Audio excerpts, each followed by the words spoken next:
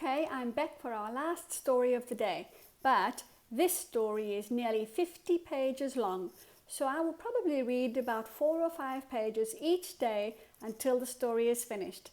I hope you enjoy the beginning of Swooping Through the Milky Way. Let's set up the camera and begin, shall we?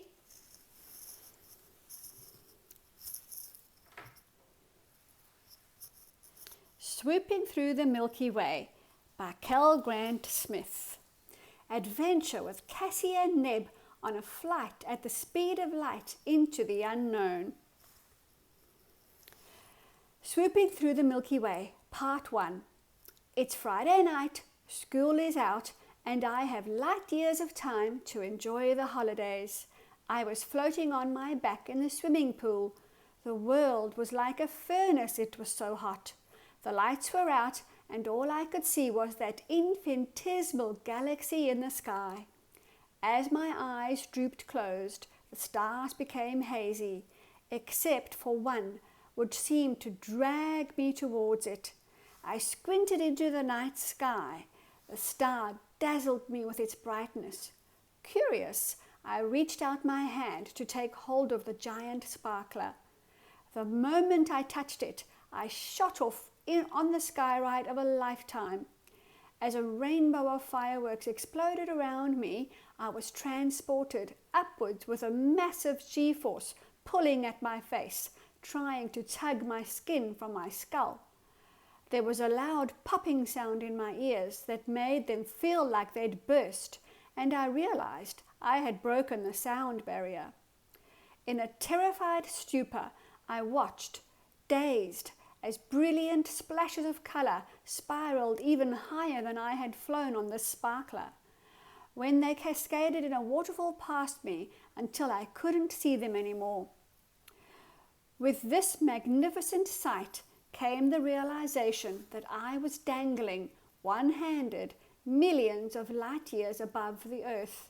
I tightened my grip with both hands now, and just in time, as I hurtled downwards, sure that I was going to have a head-on collision with Earth. Perhaps, with luck, I'd land back in the swimming pool.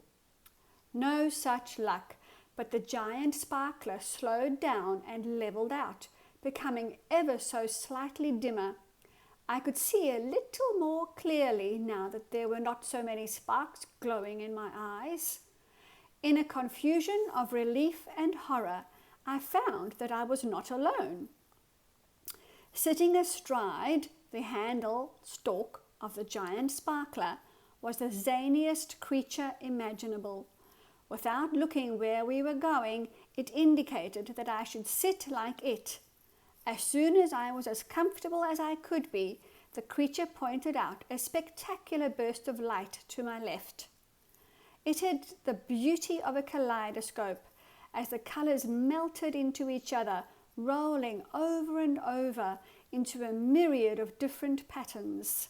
It started with triangles of bright canary yellow, burnt sienna, and glimmering gold, tumbling end over end, and then changed to diamonds of brilliant silver, shimmering red and flaming orange, cartwheeling head over heels, one after the other, in a big round orb.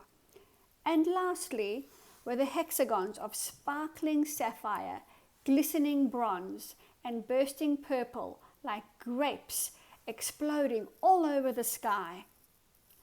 As the show came to an end, I noticed that we had stopped in midair and the creature was sliding down the handle towards me. Too scared to move for fear of falling into eternity, I sat with my eyes transfixed on its face. As the alien reached me, it bumped our right shoulders together. I bent my arm to rub my shoulder, and it knocked elbows with my bent arm. In the next second, it hooked my little finger in its own. "Me title Neb," he said. "What title you?" Before I knew what was happening, I answered, "I'm Leo." Satisfied, he slid back just as suddenly as he slid forwards. Now that's more like it, I thought to myself. I felt much more comfortable with a little distance between us. Actually, he wasn't bad looking. Okay, sure, he wasn't a model, but he was also no Frankenstein.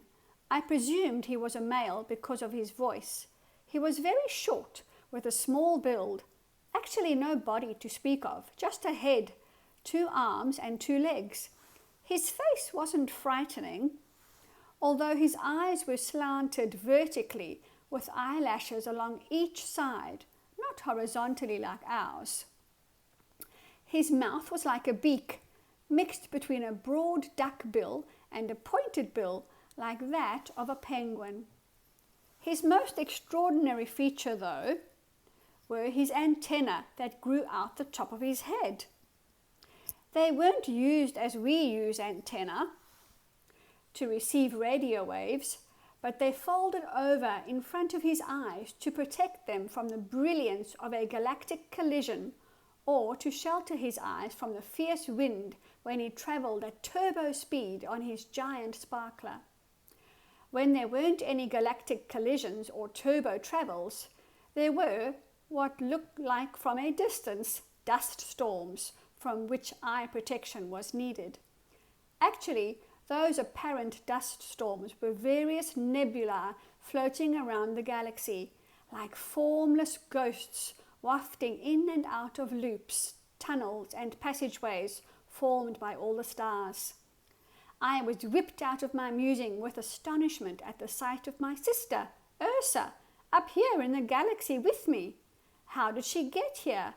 What did she make of all this? And why in the world would she look so happy in a place like this? I just had to know. I waved, frantic to catch her attention, but soon stopped as I nearly toppled Ned and I off our giant sparkler. Luckily, Ursa saw the commotion and, with some serious ducking and diving, managed to make her way over to us. Ursa, that was amazing! How did you do it? Oh, it was easy, Leo. Cassie showed me how. It's kind of like skateboarding or snowboarding, except you're sitting. I presumed Cassie was the pilot of her giant sparkler because Ursa pointed to her while talking. Cassie looked pretty in a weird sort of way, much like Neb, just smaller and with more hair on top of her head. Both of them had extremely hairy legs. I realized from the silence that I hadn't answered Ursa, so in a dumbfounded, slow kind of voice I said, "Right." Thought for a few seconds and then, "How exactly did you get to be up here in the first place?" Ursa answered too excitedly, which meant that I had to listen really carefully to hear what she was saying. "Well, I was sitting on some rocks at the beach at school camp with some friends when a shooting star attracted my attention. It was so magnificent that I tried to reach out for it, and before I could make head or tail of the situation, I was up here viewing 1,000,000 shooting stars from a shooting star. Isn't it just spectacular, Leo? I never knew a galaxy was so stunning." "Neither did I replied.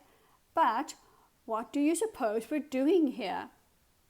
Well, boys and girls, I'm going to leave the story there for today. You'll have to find out tomorrow exactly what they are doing up there.